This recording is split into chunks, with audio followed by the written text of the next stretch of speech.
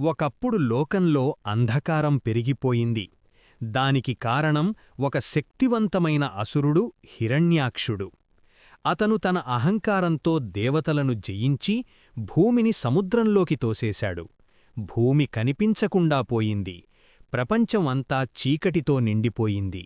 దేవతలు భయపడి సహాయం కోసం విష్ణువును ప్రార్థించారు. అప్పుడు విష్ణువు ఒక అద్భుతమైన రూపం తీసుకున్నాడు. ఒక భారీ వరాహం అంటే పంది అవతారం. గర్జన చేస్తూ ఆ వరాహం సముద్రంలోకి దూకింది. అక్కడ లోతుల్లో హిరణ్యాక్షుడు ఎదురయ్యాడు. నువ్వెవరు అని అసురుడు నవ్వాడు. కాని వరాహం ఆగలేదు. భీకరమైన యుద్ధం జరిగింది.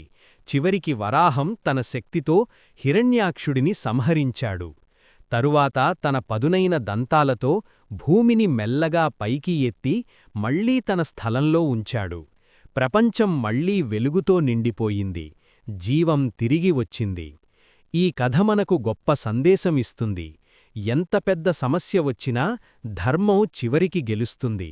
దేవుడు ఎలాంటి రూపంలోనైనా వచ్చి మనల్ని కాపాడతాడు. మీకు ఈ వీడియో నచ్చితే లైక్ చేసి సబ్స్క్రైబ్ చెయ్యండి. ఇంకా ఎలాంటి వీడియోలు కావాలో కామెంట్ చెయ్యండి.